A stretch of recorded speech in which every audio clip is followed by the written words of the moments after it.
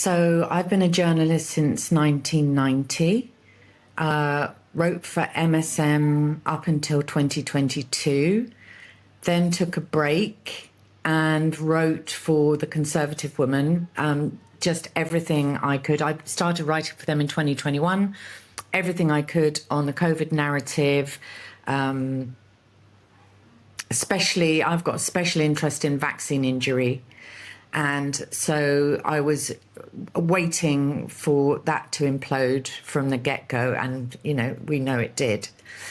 Then this year, in August, the Daily Mail published an article of mine looking at people who were vaccine injured in the COVID vaccine trials. And I'm just completing a second article for them about serious adverse reactions that were picked up in the trials, but people weren't warned about and then went on to develop. So I'm very pleased that, mainstream media is now addressing the issues that we have been discussing for the last 5 years. Yeah, I mean, on that, knowing what you know now and seeing what you've seen, would you want to go back to 2019? Oh, God, what a question.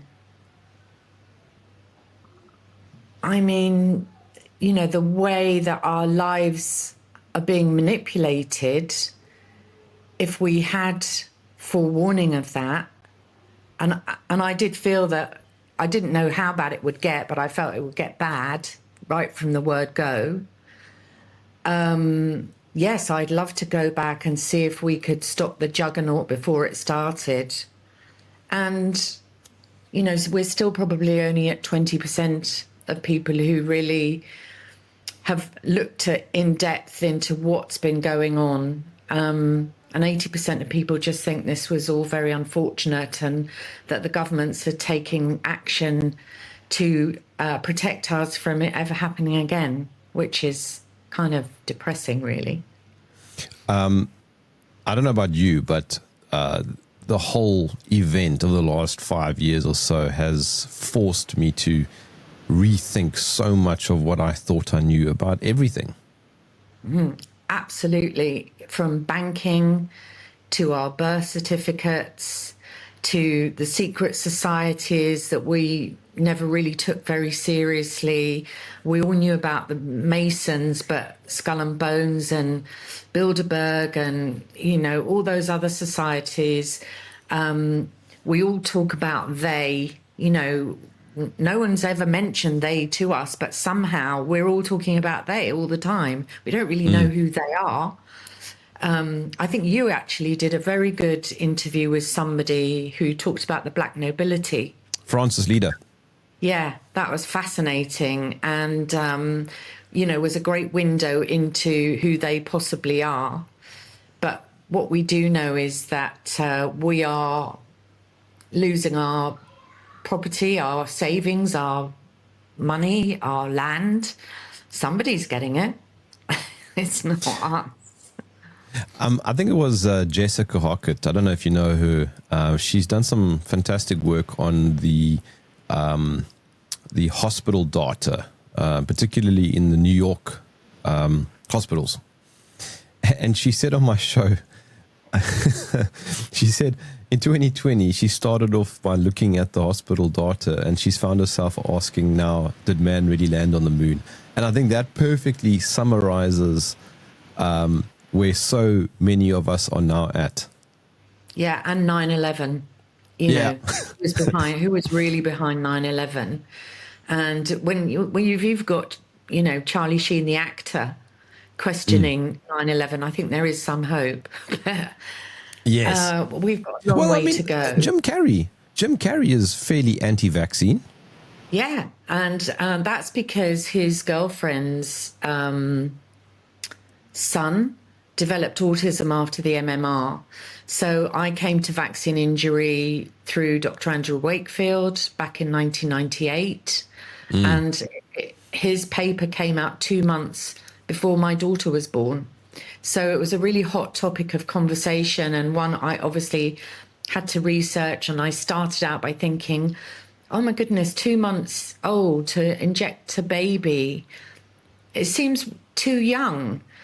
And I went from that to deciding not to vaccinate at all. And that was thanks to two doctors, one who was in my National Childbirth Trust group, which is it's called the NCT in England, and it basically explains what happens when you give birth. And, it's for people who are interested in natural births as well.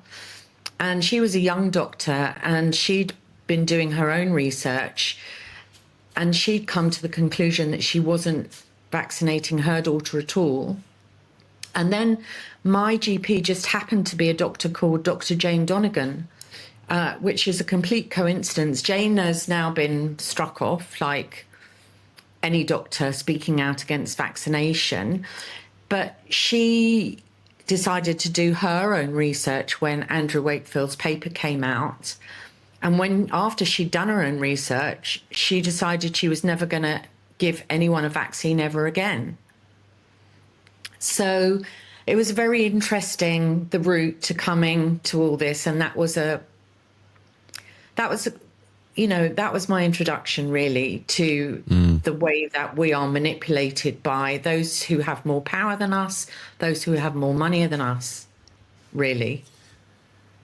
The segue here is quite easy because we're talking about pharmaceuticals, and you've done some very, very fascinating deep dives into weight loss drugs, and in particular Ozempic. And this is, for me, also quite personal because I have a family member that's been taking Ozempic to lose weight.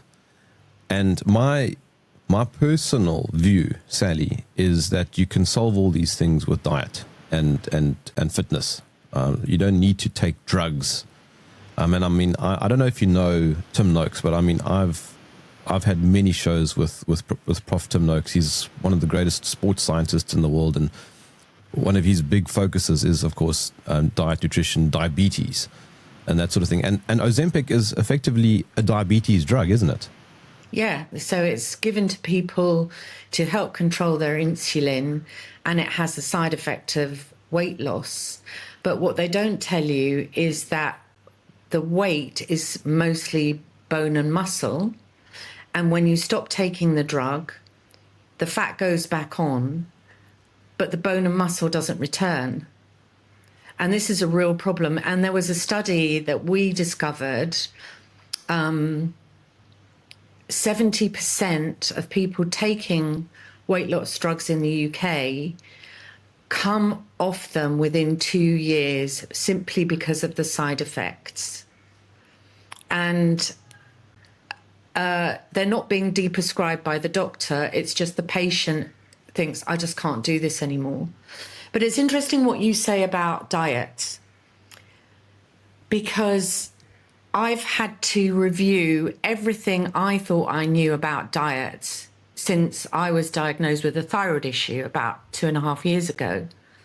And I've always been someone who cooked food from scratch, was very keen on fresh food, didn't eat too much junk. But I always felt I really need to lose a stone. Why can't I lose a stone? And it was because I had a thyroid issue. But what you won't find from the doctor, even if you are somebody who wants to change your diet to control your diabetes, you have to start looking at keto. And doctors know very little about nutrition, number one, because they're not taught it. And number two, governments have told us that a diet high in carbs, as long as we've got 5 fruit and veg a day, is really good. And actually, it doesn't work. So I lost, I think, 9 kilos, which is about 20 pounds, just by cutting out, and it sounds like a lot to cut out, actually, and it is a lot to cut out. It's not easy.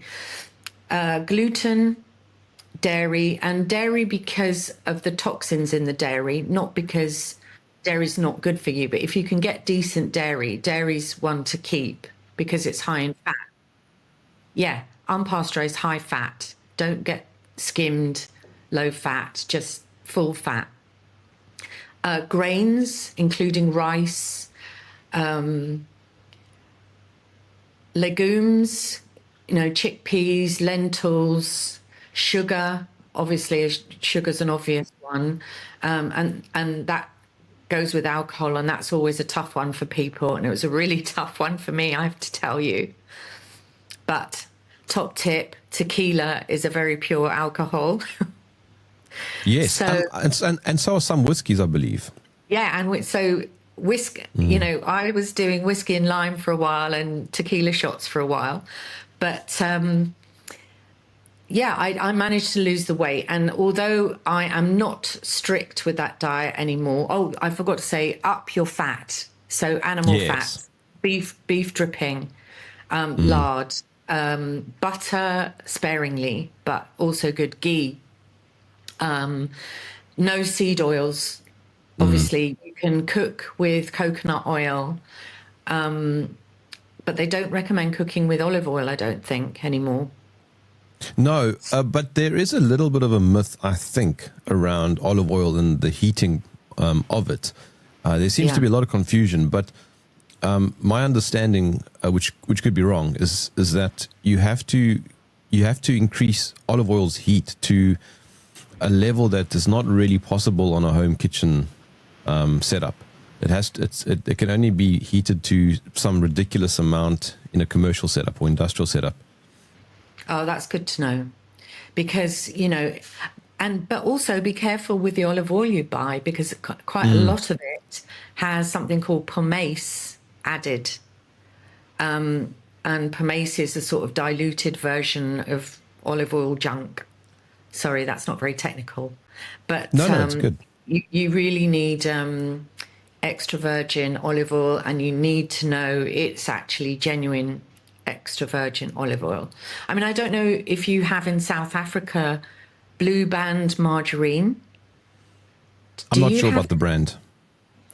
So they sell it here in tubs, and I'm in Tanzania. They sell it here in tubs. You don't have to keep it in the fridge. It's basically plastic in a tub. Yeah, did you say margarine? Yeah. Oh. And it just doesn't need to be kept in a fridge. And we have temperatures that only really go as low as 27, I'd say, and as high as 34 would be maximum. But to have a product that you spread on your bread that doesn't need to be kept in the fridge, what on earth is in it? Yeah, exactly. Yeah. Sally, before we get caught up in diet, would you mind just quickly telling me about how drugs like Ozempic work? Like, what is the mechanism? So it mimics a hormone called GLP-1, which has the effect of helping you digest your food, and the most important thing is helping you to feel full. And so those are the two basic things, and it helps to regulate your insulin levels. So those are the basic mechanisms. It doesn't sound bad. It doesn't sound bad. However, it's a cocktail of it's not the hormone, it's a cocktail of synthetic drugs that have caused, I looked this morning, and I think we're up to 111 deaths in the UK. And I think, let me just quickly check in the US. The US, sorry.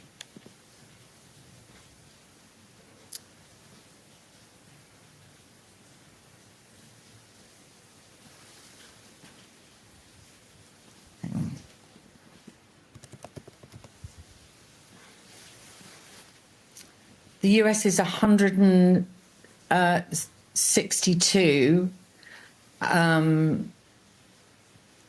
since it was associated with weight loss drugs. That's since 2018, but 1,039 since 2013, since those drugs have been on the market.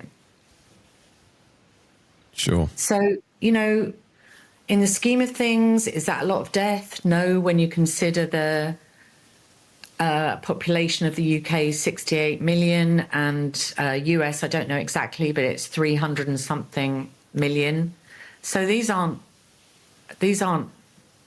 large numbers, but they're horrible deaths. I mean, you can Hypoglycemic shock and coma. You've written about. Yes, and also, you know, people have had to have their bowel removed, pancreatitis, which can be fatal, aspiration. So you inhale liquid into your lungs. You know, really horrible death. One lady collapsed, frothing brown gunk from her mouth. She died. But the sad thing is, I think most people who are using it for weight loss, you know, they want to get slim for their daughter's wedding, or there's an occasion, or they've just struggled. But there was an actress in the US who had a bad experience with one of the weight loss drugs. And she said, you know, I'm a Doritos and onion dip kind of gal. Well, and this is the problem, that people don't realize how toxic junk food is, and you know, how it upsets your equilibrium. And also, even trying to eat healthily, you know, trying to get food that's not sprayed to death with pesticides is also difficult. So we are in a situation where, even if, you know, like me, you were sort of following what you thought was a good dietary guidelines, I was still struggling. And, you know, I talked to so many people. I mean, Sharon Osbourne is a classical example of somebody who is not interested in controlling her weight other than using interventions. So she's had a gastric band, she's used Ozempic, and she looks gaunt these days, and she's saying that she's not really quite sure, the doctors can't work out why she can't put weight back on. So these drugs can be, you know, they can be dangerous. But the thing is, though, Sally, I mean, there's one thing, sorry, Jem. Yes, go on. I forgot about thyroid cancer. And frankly, your thyroid is such an important organ in your body, or gland in your body.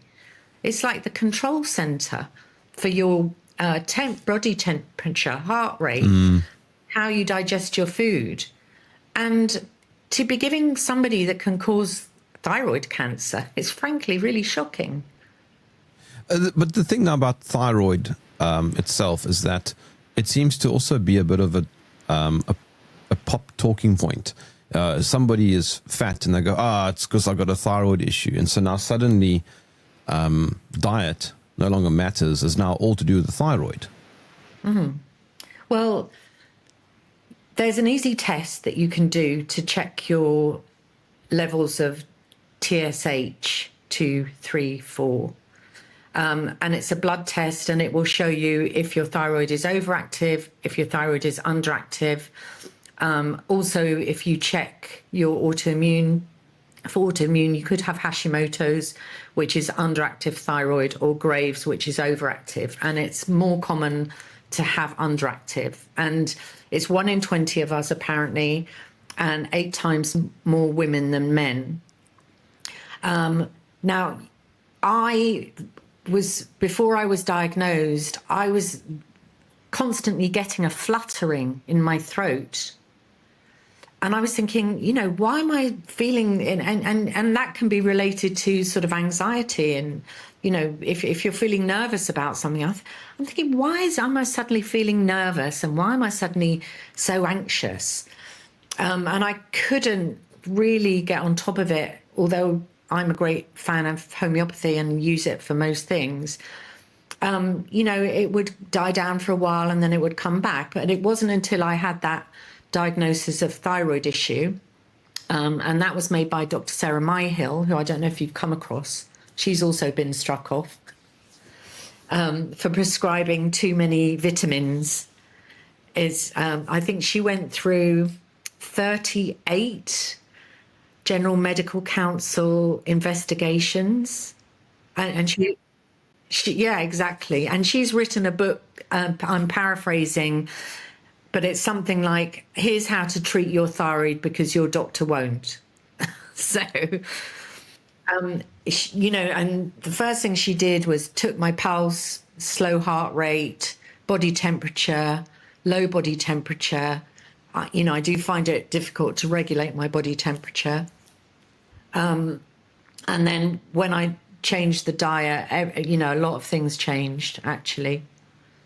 A lot of people have fatigue, which is something I didn't have. So, you know, it made me question whether it was thyroid, but the treatment for thyroid seemed to work, or the natural treatment. But I mean, it doesn't take a genius to know that if you're consuming bad food, your system is not going to do very well after a while. No, but people don't know what bad food is anymore. You know, people who've grown up with McDonald's, people who've grown up with Pringles and Doritos and crisps and and the classic one, sugar-free. Yes, classics, sugar-free. Yes, exactly. And people don't know that. People have been brought up low fat is good. You know, low fat products in the supermarket. And people think if I'm eating low fat, I'm eating healthily. Whereas they think if I have an avocado, which is really high in calories, and I have olive oil, which is also really high in calories, that's going to make me put on weight. And I definitely should be avoiding butter and animal fats as well. So people don't know, and they're not being told, more importantly. So, I mean, it always comes back to the basics. You know, it's what our grandparents did. Absolutely. If you think about, I mean, my mum grew up in the war. She was 8 years old, I think, when the war finished. And rationing during the war, where you had very little sugar, not much meat, that generation are the last generation who have increased their longevity. And I often used to have this discussion with my mum, who was actually a school meals organizer. So she was in charge of what children used to eat in schools. And long before Jamie Oliver here, she was saying that, you know, food at school should be a good experience. It should be well cooked. It should be part of the education, and children should enjoy school food. It shouldn't be something that they dread. But yeah, so her generation are the last ones to outlive us, I think, longevity-wise. And I think diet was probably quite a big part of that. The scary thing, though, Sally, is how people have become so dependent on treating the symptoms and not the root cause. I think you wrote here around 2% of the US population is now on prescription drugs to lose weight. That's treating the symptom. That's not treating the cause. The cause is, look at what you're eating. Look at what's on your plate. Exactly that. But we have grown up in a medicalized society that only controls the symptoms. It doesn't get to the root cause. And if doctors, you know, wake up to that fact, like Dr. Sarah Myhill, Dr. Jane Donegan, look what happens to them. You know, they lose their license because it's so ingrained in our society that drugs are our savior. I mean, there's a doctor called Dr. Neil Stone who posts on X all the time. He drives me crazy. He drives me crazy too. And, you know, I'm always commenting on his posts, but he's absolutely, totally convinced that he's working in this amazing system, that we're only alive because of vaccination. Forget the fact that vaccines have only really been around for 100 years and we've been around for 200,000, you know, what kept us alive then? You know, all these things are nonsense and logically make zero sense. If you sit down and think logically about any of it, none of it makes any sense. No, it doesn't. And also, if you kind of disconnect the pharmaceutical industry with, I don't know, well-being, and see them purely as companies that are making products for a profit. All right. So what is the difference ultimately between Pfizer and Samsung? There's no difference. They're both companies making a product, and they're selling you the product, and they're giving you a reason to buy the product. Exactly that. And, you know, once drug companies became public limited companies, and they have to keep coming up with a blockbuster drug that's going to keep them afloat, because I don't know how long their patents last, but drugs come off patent so that everybody gets to access them, not, you know, so paracetamol's off patent, ivermectin's off patent, you know, all these drugs are off patent. So they have to keep coming up with blockbuster drugs all the time. And I can't remember the exact numbers, but I think Novo Nordisk are in line to make 3 trillion from their weight loss drugs. So they're the ones who made Ozempic, eh? Yeah.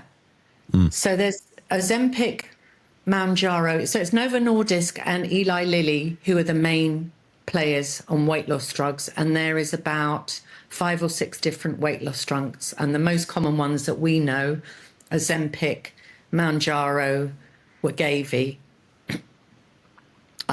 Saxenda, and I can't remember the others, but those are the main ones.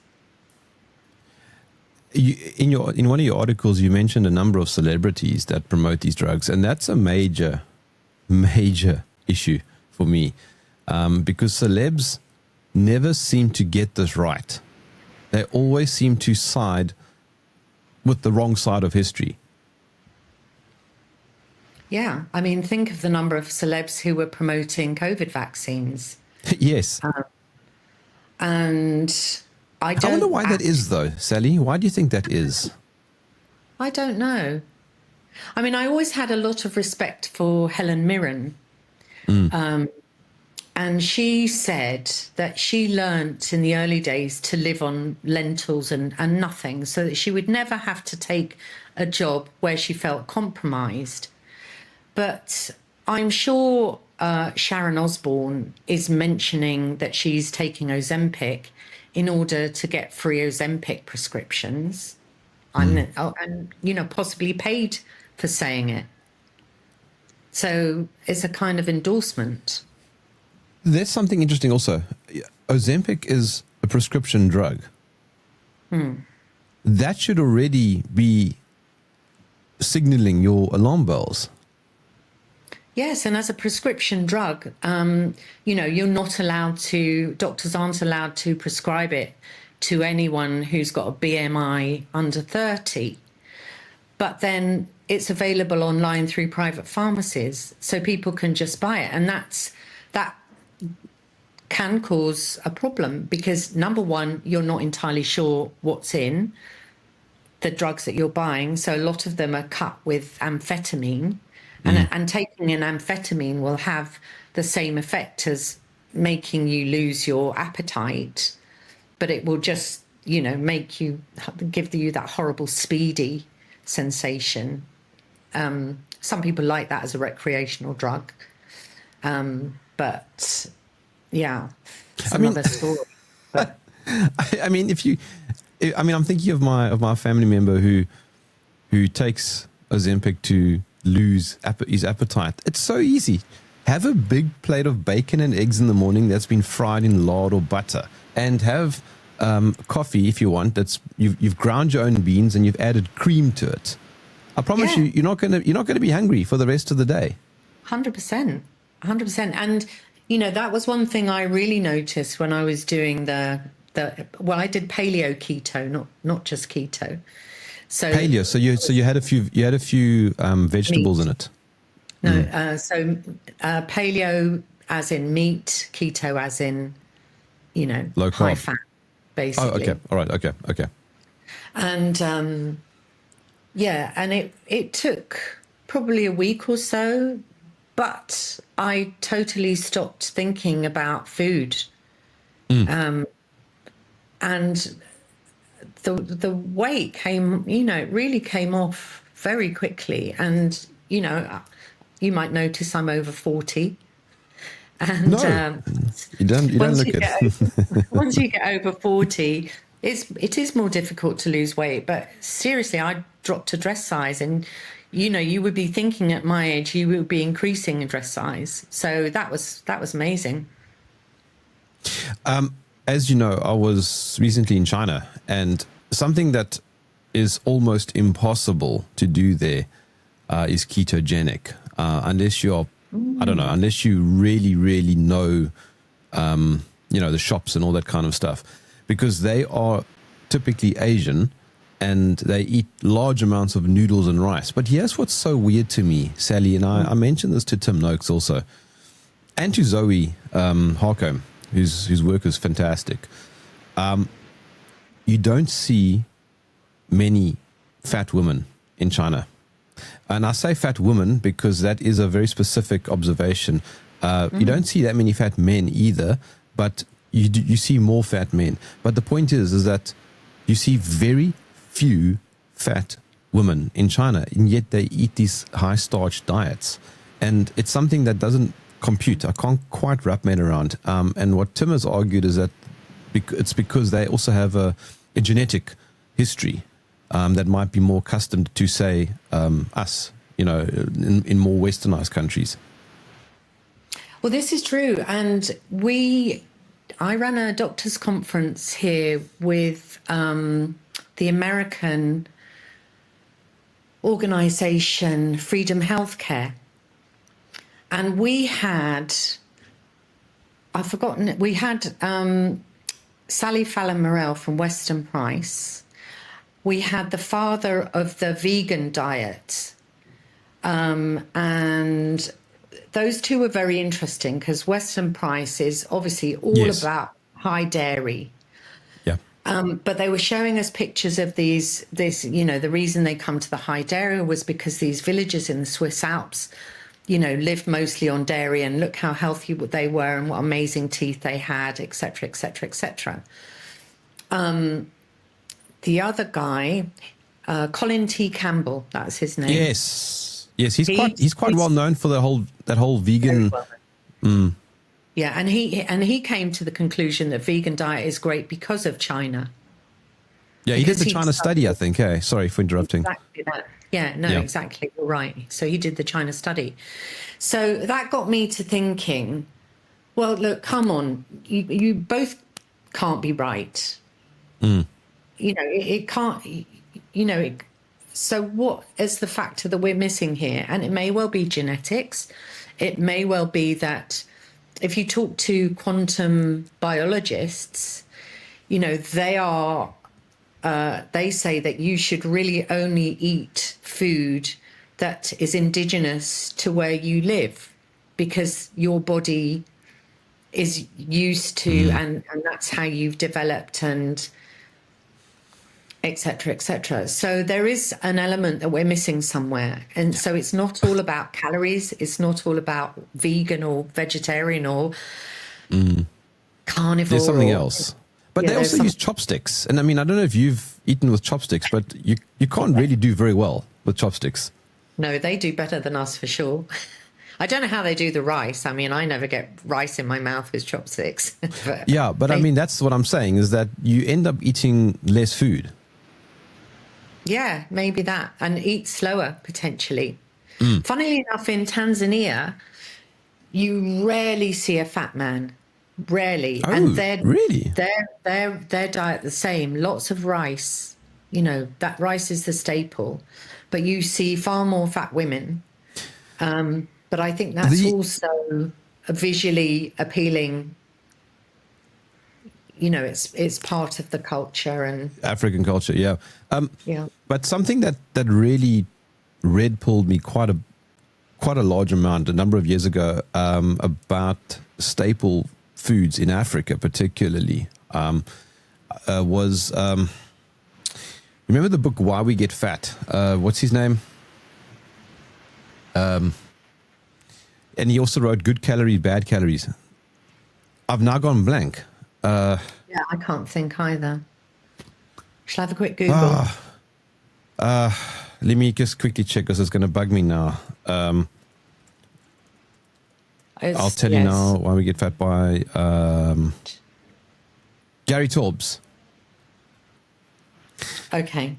And he's written incredible deep dives on rice and staple foods. And because he was trying to answer the question, why in so many African villages that are poverty stricken do you see so much obesity? And he was linking it to the staple foods that tend to get dropped by UN airplanes and that sort of thing, which is high starch, big bags of starch, basically grains and that kind of thing. And that does feed back into what you were talking about earlier, that these things are not necessarily good for you. I'm just going to leave out Asia for now because I don't understand. There's something else happening there which I don't know. It might have to do with the purity of the grain. I don't know. But by and large, the observation is exactly what you've been saying. Yeah. And so I think we don't really know. We haven't really unraveled all the mysteries of diet and calories and what makes us thin, what makes us fat. We do know that, if you live on Haribos and baguettes, you'll probably be quite large. But in France, for example, I had a friend who lived in France as a child, and she said that the mums used to come to school with a chocolate bar inside a baguette as an afternoon snack. I don't know. I just don't know. But the French are not very thin anymore. No, not anymore, no. But I mean, we were all pretty thin in the 70s, to be fair. If you go back and look at pictures from the 70s. Yes. And McDonald's had only just been introduced. I think it was mid-70s. It got introduced. And I wonder how much fast food has got to do with the obesity crisis that we have now. Yeah, I mean, both Noakes and Harcombe have said that a lot of that started changing due to that study by Ansel Keys, the cholesterol hypothesis that he created. What did he call it? I can forget now. But it had to do with cholesterol, high cholesterol and all that sort of thing, which of course we know is also now it's not correct. Cholesterol is not something that you should be worried about. No, because Zoe did a brilliant, she did her PhD looking at cholesterol, didn't she? Yeah. And she found that those with the highest cholesterol had the lowest heart disease. Yes. And Patrick Holford, who is very interested in diet and brain function, he will tell you how vital cholesterol is to a healthy brain. Because our brain's mostly fat. So if you think about it, that makes total common sense. I mean, one of your articles that you wrote here, I mean, this is certainly not in any way appealing. I mean, you have a 45-year-old woman who choked on her own vomit, 23-year-old man who died from vomiting, nausea and rapid heart rate, a 56-year-old mom died of gastrointestinal illness with constant vomiting and diarrhea over 5 months. So she could lose weight for her daughter's wedding. These are side effects. And serious side effects. And as far as I can tell, you don't get those side effects from having a steak. Well, I'm sure Bill Gates will be able to tell us why that's not correct at some point. But of course you don't. But the interesting thing is that Lottie Moss, who's Kate Moss's little sister, she had a seizure taking Ozempic and was admitted to hospital. I mean, she wouldn't have been fat in any way, shape, or form, but the modeling industry is brutal when it comes to weight. You can be a size 2 and be too fat to model. You've got to be a size 0. So, yeah, that's something that you don't know. But with anything, you know, with any blockbuster drug, you're going to get people thinking, well, how do we make this ourselves and we can sell it on the black market, and that's going to cause additional problems. As if the drug isn't bad enough itself. All those side effects are actually in the public information leaflet, but I bet it's not something your doctor tells you about. Now, despite all the criticisms and all the negative press he's been getting, Bobby Kennedy has spoken out against these drugs. Yeah, and he made the perfect common sense observation that you could provide every family in the US with 3 organic meals a day, nutritious organic meals a day, for less than you will be paying to prescribe Ozempic. Wow. I mean, that's huge, and it just falls on deaf ears. It's incredible. I mean, so somebody listening to our conversation, Sally, and going, okay, all right, I get it. Drugs are not a good idea to help me lose weight, and I want to lose weight. What would you say are the things that people should consider?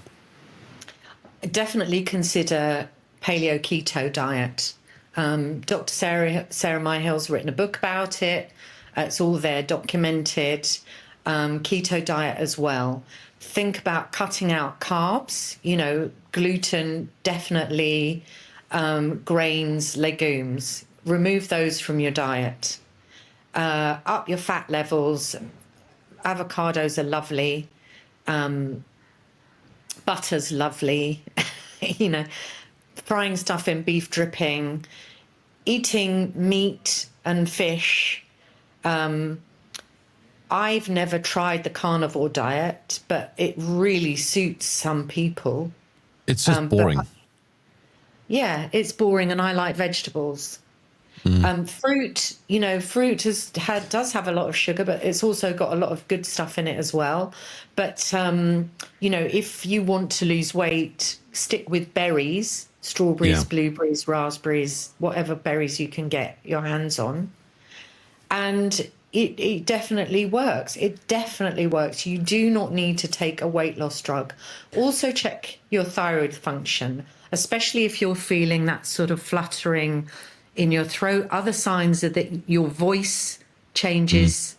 It might get a bit deeper because there's, if your thyroid's a bit swollen, it puts pressure on your vocal cords. Or you can come to our thyroid retreat. So I've just launched, you know, I really like highlighting what's going on, but I'm also very focused on building the new. And I think we need new systems. We need new healthcare systems. We need new banking systems. Everything needs to be renewed. And as part of my small contribution to building the new, I have launched 2 health retreats. The first is for the chronic illness of thyroid dysfunction. And people are very wary of when they've got a serious diagnosis, and can be a serious diagnosis. I think people are wary of looking for alternatives. But if you come to our thyroid retreat, you'll learn about all the alternatives. No one's going to force you to stop taking your medication, but you can learn. Is it a physical?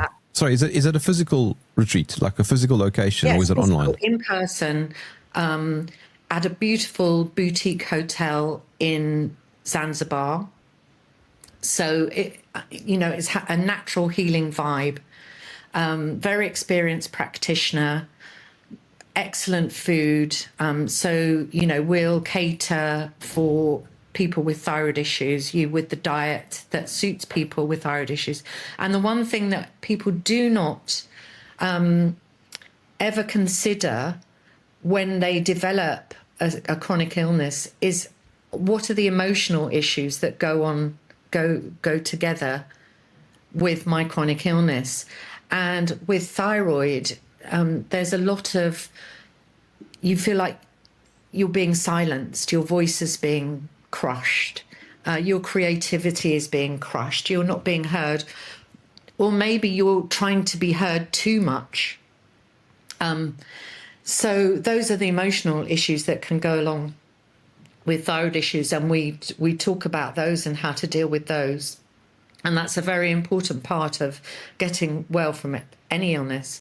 I don't know if you know this, Jerm, but for men with prostate issues, Louise Hay, who wrote a book called You Can Heal Your Life, and she traced the emotional roots for all illnesses, and prostate comes down to feeling like you failed in business or in the workplace in some ways, which is interesting. And people who develop cancer tend to be very accommodating, never putting themselves first, always making room for other people and not really for themselves.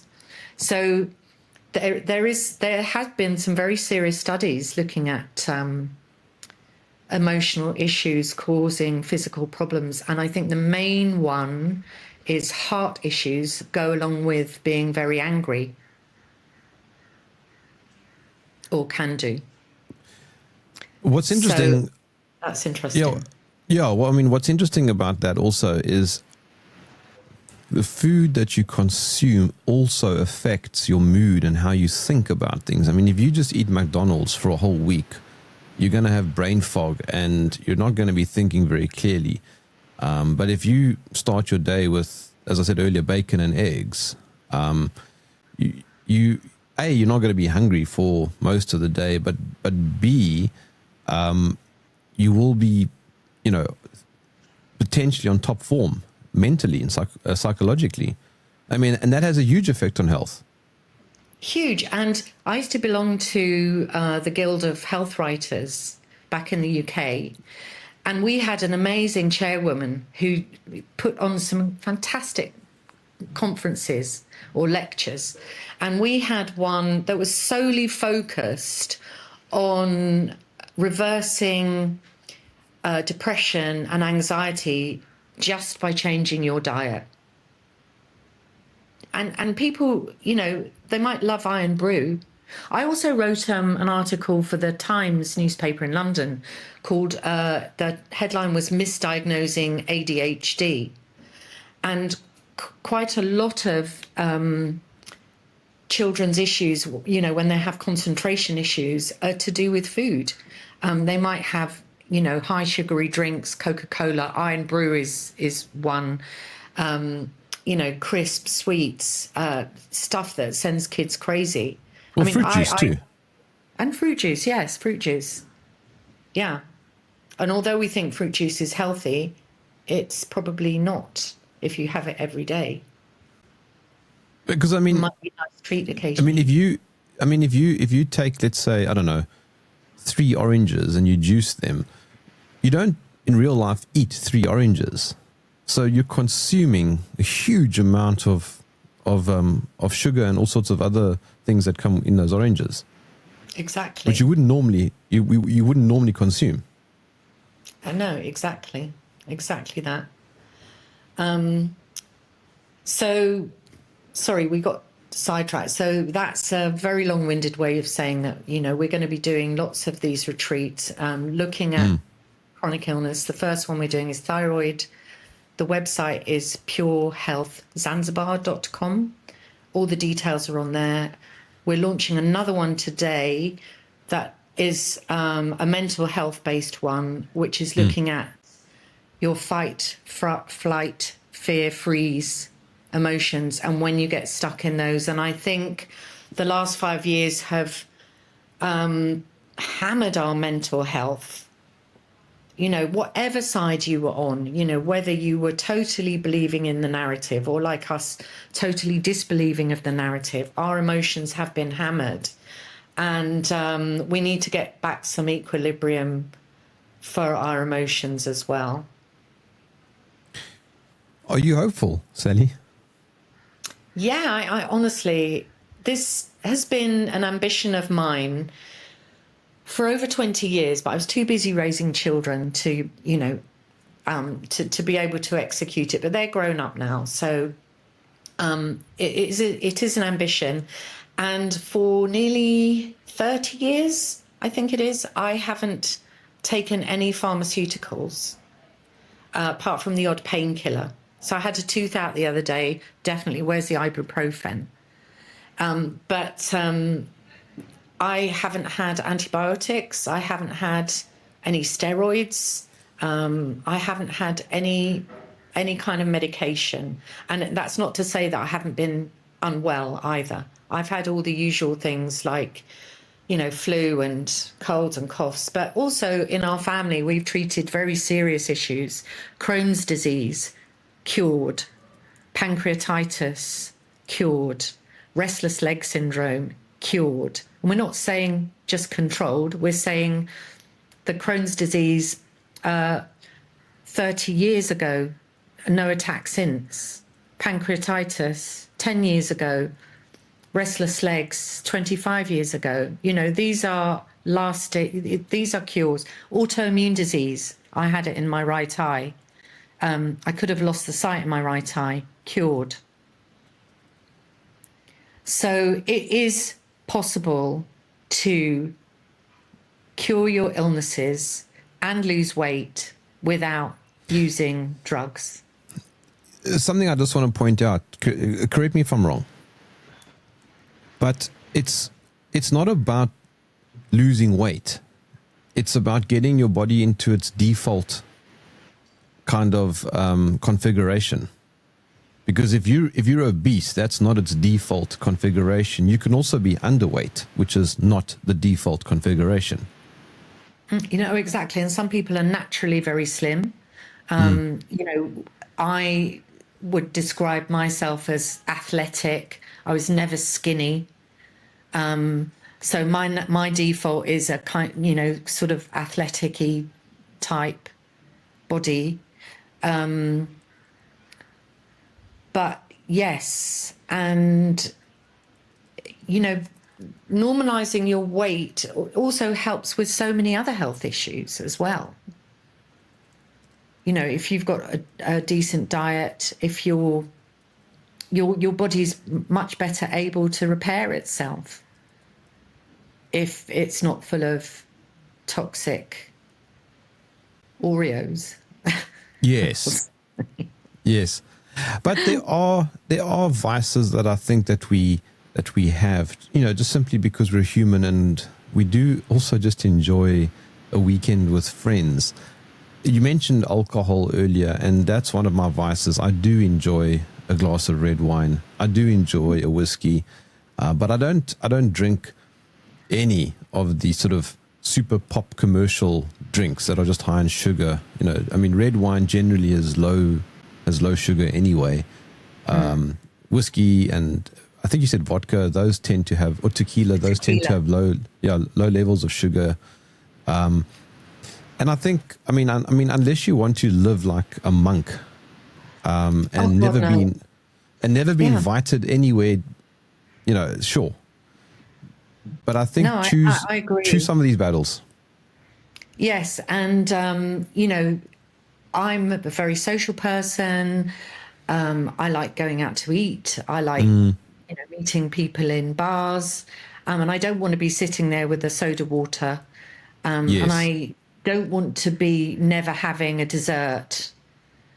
And I love chocolate. Chocolate is, you know, chocolate. Oh my God, I could probably live on chocolate. I think there were actually 2 ladies in the US who lived on chocolate ice cream and whiskey, I think, and they were in their 90s. But, you know, with all these things, use sparingly. If, like me, you really did need to make a change. I did go hardcore with that diet probably for about 6 to 8 months. I have totally relaxed it now.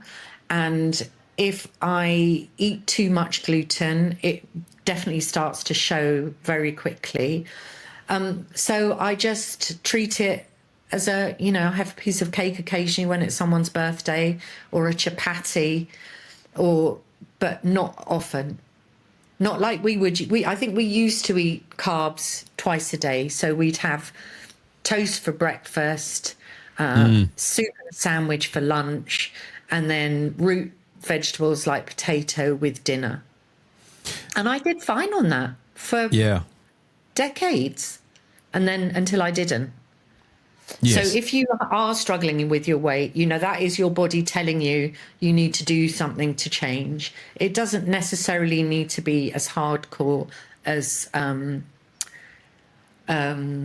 carnivore, but take a good look at what you're eating and see what you can cut out. Cut out the carbs, definitely. Although Zoe has argued that if you are going to be a vegan, you're going to need to consume supplements also, because you're going to be lacking B12. And so that's also where I have a sort of a conflict of interest, is if you need to take supplements because you're not getting it in your standard food or your diet, something is wrong. You shouldn't be required to take supplements. You should be getting it from your food. Well, it's a clear red flag, isn't it? Yeah.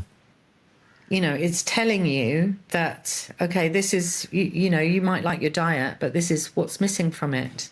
And it's not very often you see a healthy vegan, to be perfectly honest. No, I haven't seen that many. Vegetarian, yes, but healthy vegans, no. And if you are plant-based or vegan, you have to eat so much food. You have to eat like a horse constantly throughout the day, because you're always hungry. Yeah. I mean, I did go to a really nice place in the Dominican Republic called Kira, Kira. And they had vegan food, and I was thinking, oh, this is going to be just awful. But my eldest daughter at the time wanted to be vegan, and I thought, well, let's go and do this, and so it'll be great for her. But actually, the food was delicious, but it was very well balanced. You've got veg and 2 veg. We would have meat and 2 veg, but you've got veg and 2 veg. So you're not just having one sort of portion of vegetables. And they were making vegan bread as well. So you could, you could eat sort of gluten-free bread, and that was all fine. And it was really good food, I have to say. So if you do a vegan diet properly, and my darling best friend Carol, who died of breast cancer, she never ever liked meat in an era when nobody was a vegetarian. But when she was diagnosed with cancer, she totally changed her diet. So she cut out meat, which she never really liked, and she really began to transform. Before she changed her diet, she looked like that she was going grey and turning solid. She lost a lot of weight and started to look much healthier, and her tumours started to shrink as well. Unfortunately, she followed the doctor's advice, and once her tumour started to shrink, because she'd been diagnosed at stage 4, she went on to have chemo, but she was dead within a week because she had a bad reaction to it. Wow. Yeah. But it was an amazing transformation. So you do need to listen to your body, and we've been told not to, right from being kids. Yeah, I mean, that's what happened in 2020. Listen to us. We are the most informed on what's best for you.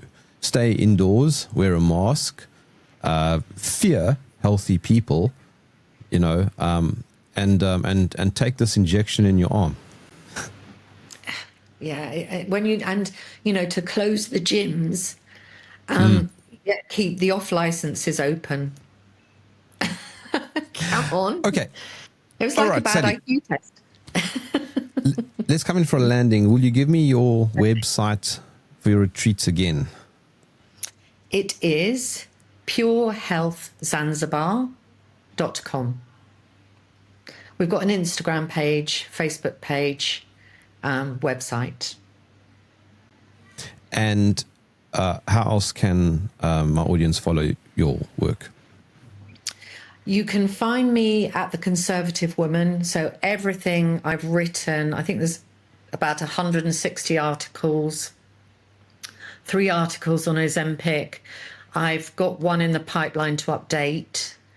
But everything I've written about vaccine injury, our health authorities, transgender agenda, anything that's controversial and not really being covered by mainstream. I seem to have lost Sally, and just in case she is unable to rejoin, let me just say that I thoroughly enjoyed my conversation with Sally. But my name is Jerm. Thank you for joining me in the trenches.